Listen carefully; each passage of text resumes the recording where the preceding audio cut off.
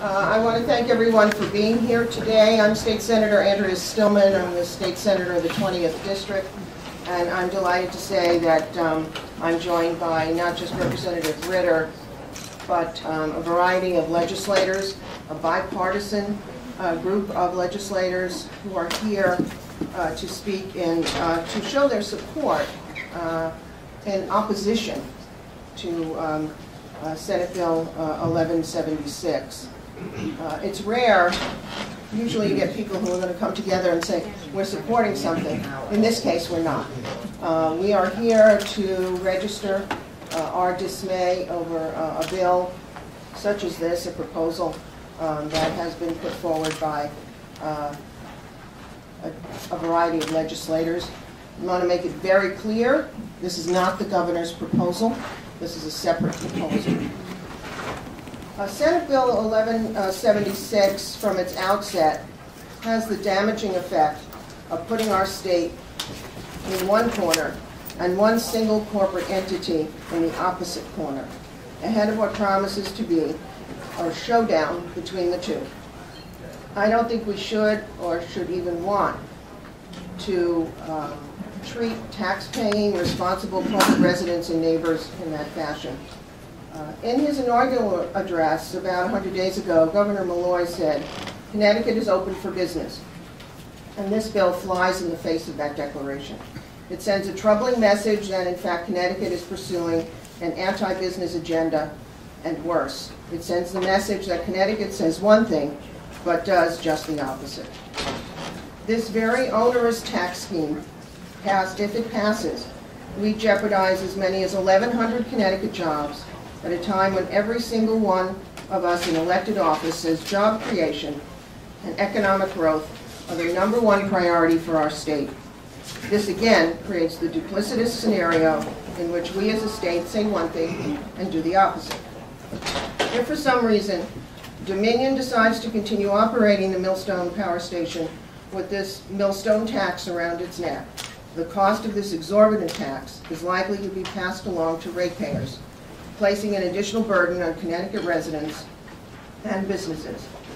We already have some of the highest electricity rates in the nation. We don't want to make it worse. And if Dominion should decide to close the plants, which they have said that is a possibility, not only do we lose those jobs, we also risk higher rates because ISO New England will have to go elsewhere to purchase the generation that will be lost. That supplemental power will be expensive for two reasons. It'll be a seller's market, and of course, you've got to get it from a greater distance away. So please we must stay reminded that the Millstone Power Station produces around 40 or 45% of our state's electricity, and it won't be easily or inexpensively replaced. Even closer to home, the town of Waterford would have a huge gap to fill should Dominion decide to close up shop here. Something close to $20 million in local property taxes would be at risk and would have to be absorbed by residential property taxpayers for the town to retain its economic equilibrium. Also, in terms of disrupting the balance, Dominion is a good corporate citizen of southeastern Connecticut, contributing to many regional nonprofit entities and supporting many community and school-based programs. All that goodwill is compounded by its more than 1,000 employees. This targeted, seemingly vindictive initiative would undermine and destabilize an entire region of our state, and in terms of the bigger picture and the message it sends, Senate Bill 1176 would send our entire state in absolutely the wrong direction with regard to economic development. Thank you very much for allowing me to share some of my thoughts on this particular bill that we are here working to defeat. I'd like to turn the podium over to Representative Ritter. Thank you. Thank you very much, Senator Stillman. For those of you who don't know me, my name is Betsy Ritter, and I represent the 38th District, proudly representing the town of Waterford and a portion of the town of Montville. And Waterford, as you all know, is the host community for the Millstone nuclear power plant. I think that Senator Stillman's remarks encompassed much of the discussion around this bill. And I just wanted to clarify really very quickly things that I've been saying for quite a few weeks now about this. I really have major concerns about the policy direction that this bill creates. It clearly throws to the wayside a lot of environmental tax and business policies in favor of a tax that is not only specifically targeted, punitively targeted to one business in the state, but in favor of, it very heavily favors the emitters of both greenhouse gases and other pollutants that presumably for years in the state of Connecticut we have been working so hard to try to reduce, to increase and improve the quality of our air. It creates a very difficult and negative environment for businesses that might be interested in coming, staying in the state of Connecticut, thriving and hiring and producing those jobs that we so badly need. It's gratifying to be joined by so many of my colleagues up here from both the House and the Senate. And I guess I'll try, at the risk of failure, to recognize someone, to quickly at least go through the list.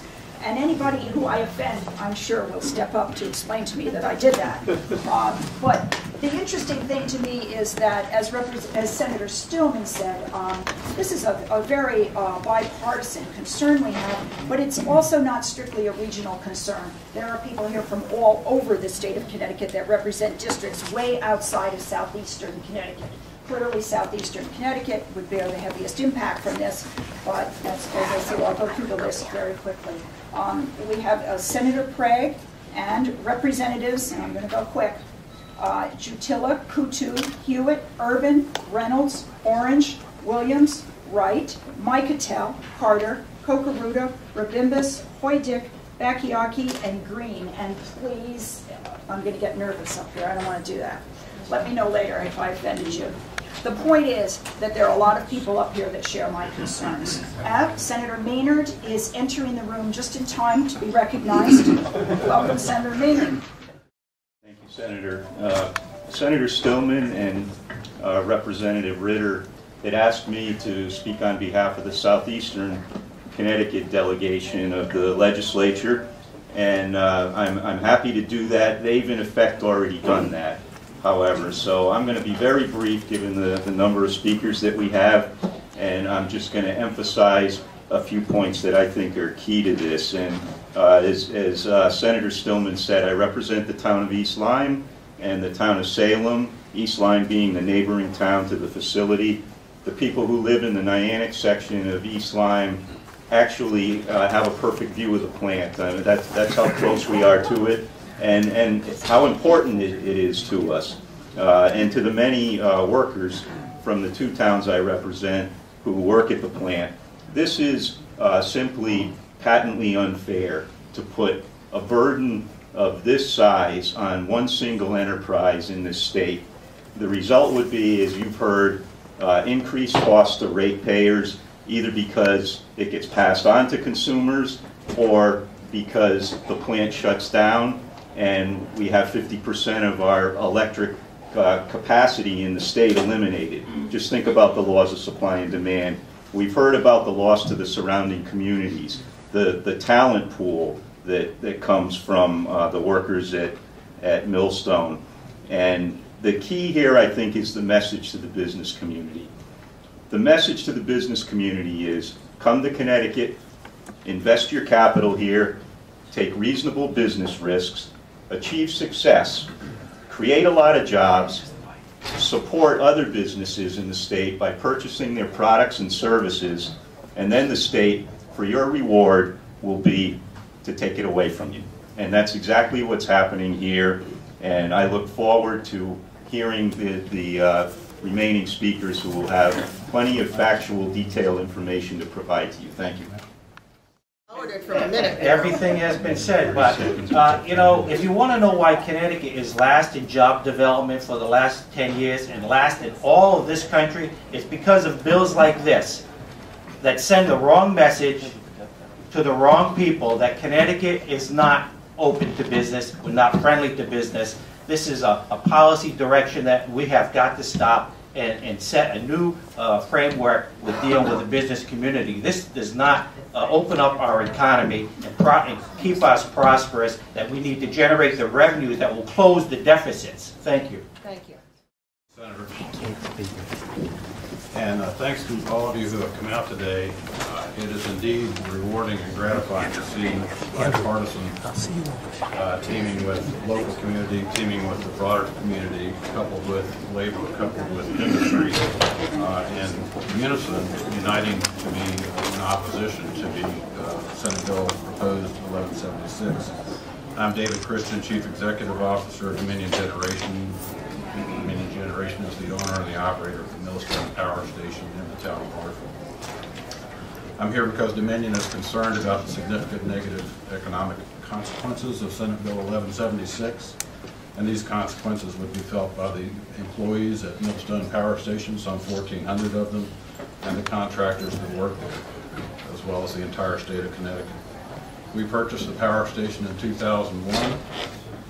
We are proud of our operating record, we are proud of our safety record, and we are proud of our citizenship since that time.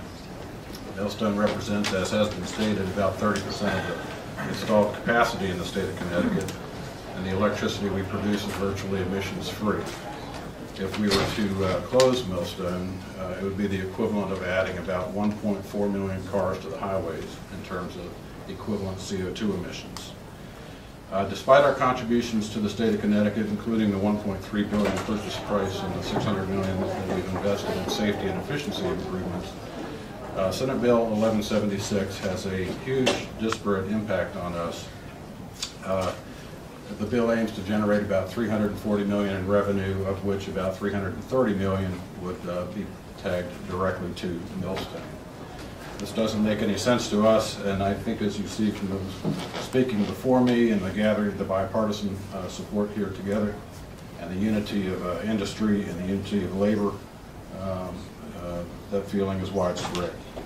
There's a couple of possibilities if this tax were enacted as written. One would be that rates would go up due to the fact that the higher costs would be passed on to the consumers through higher electric rates, or the plant would become uneconomic to operate and we would be forced into closure, following which electric rates would increase as well. We recently commissioned a study to look at the economic impact on the region. The power plant provides about $1.2 billion in annual economic benefit to the state of Connecticut.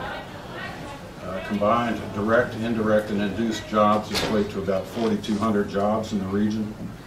And that includes the 350 supplemental workers that we use during outages and almost 1,100 full-time employees. And those jobs and the $200 million that our company spends in the state of Connecticut annually would be jeopardized by this bill. We believe that the tax is onerous and disparate in its impact, and we thank you for joining us today in opposition. I would ask that all those present and all Connecticut citizens urge their representatives to vote against this bill. Thank you very much. Good morning. Good morning. All right. My name is Ernest Hewitt, and I represent the 39th District, which is New London, Connecticut, and we have an old saying in New London, when Waterford sneezes, New London catches a cold. I'm here today because of my deep concern about this proposed $330 million tax that would hurt consumers, especially people on fixed incomes who are struggling because of the economy. We already pay high electric tax rates, higher than anywhere in New England. The amount of this new tax, 2 cents on every kilowatt hour, sounds small, but those pennies add up when you consider a monthly electric bill. It works out to be almost $170 more each year. That is $170 that won't be available to buy food, medicine, and other necessities. This is a tax that puts the heaviest burden on the people who cannot afford it. There are many people in the state of Connecticut who thinks $170 is a lot of money. Hell, I think it's a lot of money. Almost 1 in every 10 people in the state lives below the poverty line. About 1 in 7 and 65 years of age. 1 in 11 Connecticut workers is without a job, and that's just the official count. It doesn't even include people who have given up hope in finding work. And if that is not bad enough, this tax will put another 1,000 people out of work. That makes no sense. The sponsors of this bill will tell you that this will not be passed down to the consumers. If you believe that, I got an acre of land in the Everglades, I want to say. It will be passed down, and that's what I'm afraid of. Why should this tax be any different? I strongly urge my members of the Connecticut General Assembly, every member of the state legislature, to come out against this tax. It will hurt every person, every business in the state of Connecticut.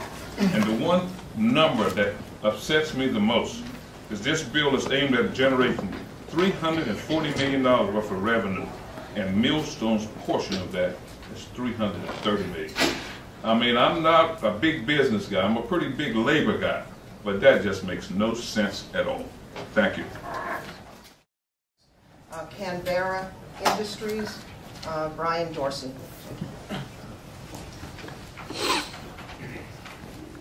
Thank you, Senator. Thank you for the opportunity to appear with you guys today. My name is Bryan Dorsey. I'm here representing Arriva and Canberra Industries. Arriva is the global leader in CO2-free energy generation technologies and has 45,000 employees worldwide. In the United States, we employ over 5,000, including our subsidiary Canberra Industries. Canberra is a radiation detection and measurement equipment manufacturing company based in Meriden. We have been operating in the state of Connecticut for over 40 years, since 1965, and we have about 450 employees working in the state. We are standing here today with our customer Dominion, other representatives from the Connecticut business community, labor, and elected officials to voice our opposition to Senate Bill 1176. This tax will increase Connecticut's electric rates, either through it being passed on to ratepayers, or as Dominion has already publicly stated, they will be forced to close the Millstone nuclear facility, causing a significant loss of energy capacity in the state. The result is the same: higher energy costs for our employees and our company at a time when Connecticut ratepayers are already paying the highest price in the region. Senate Bill 1176 is anti-business and causes us great concern. This is a production tax, and Canberra is a Connecticut-based manufacturer. If this bill passes, what will prevent future taxes on other manufactured goods in the state? This is why we oppose this legislation.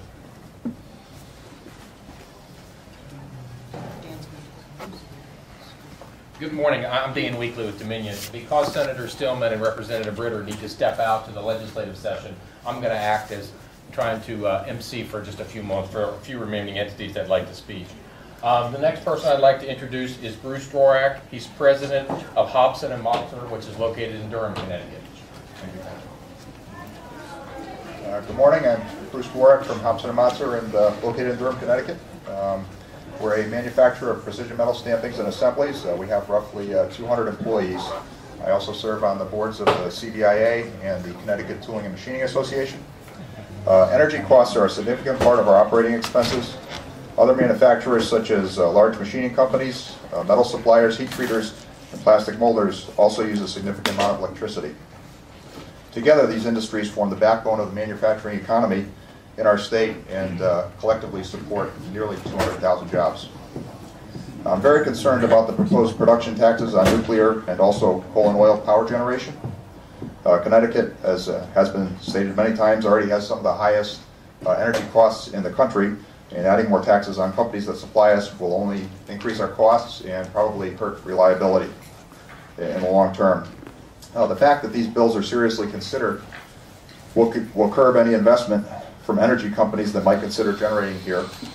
Moreover, it sends a negative message to Connecticut businesses that they might too be subject to a production tax. If our state goes through with the plan, it will have a harmful impact on the manufacturing industry and send a strong anti-business message. Thank you. Thank you. Next to speak is Tony Sheridan. Tony is here representing, there are 8 regional chambers of commerce across the state of Connecticut. All 8 have joined in to oppose this bill, and Mr. Sheridan is here to represent them this morning. Thank you. Thank you, Dan. And Tony Resigno from the Greater New Haven Chamber of Commerce was planning to be here, but he had an emergency call a little while ago. So I'm here representing not only the Metro Chambers, but also the companies that belong to the Chamber of Commerce of Eastern Connecticut, which are approximately 1,600 companies. I had the privilege of serving Waterford as first selectman when Dominion bought the plants. And quite frankly, we, many years later, are delighted that Dominion is the owner. They've done a fabulous job, not just of investing in the plants, but really managing the plants in the highest safety standards that one could ask for. Great company. We are delighted to have them in Eastern Connecticut. And when I hear thoughts expressed that this kind of bill would do so much damage, not just to Dominion, but to the business principles that we all try to operate by, that they might move, it really bothers me, because it's the wrong message at the wrong time. Look at, folks, the first rule of government is to do no harm. This bill does a tremendous amount of harm. The fact that we're here discussing it today does a tremendous amount of harm. We shouldn't have to do that. It's the wrong message at the wrong time. You've heard a lot of facts and figures here this morning. They're all right on target. This is of real concern. Please help us in killing this bill. Thank you. Thank you, Tony. And then our last speaker for this morning, and then we'll take some Q&A, is Joe Brennan. Joe is Senior VP with the Connecticut Business and Industry Association. Mr. Brennan. Thank you, Dan. Very quickly so you can get to your questions. Joe Brennan from CBIA, and we just want to lend our voice in opposition to this bill. With this type of legislation, we ask very simple questions. Is it going to make Connecticut, the state of Connecticut, more competitive? Is it going to make our companies more competitive? Is it going to make it more likely that we'll add jobs in Connecticut or less likely? This bill fails on every test. It's not going to make the state of Connecticut more competitive. It'll hurt our competitiveness versus other states. It's not going to help any business in the state, particularly Dominion, but all the other, particularly manufacturers, because they're the largest consumers of electricity, are going to be particularly burdened by this type of legislation. And finally, it all should be about jobs. That's what we heard about during the campaign. This bill is not a jobs bill, obviously. It's only going to hurt job creation and retention in Connecticut. Dominion has been a great member of CBIA, a great company, a great corporate citizen. This type of legislation should be put on the shelf as soon as possible so we can move on and try to adopt legislation that will actually help move Connecticut forward. Thank you.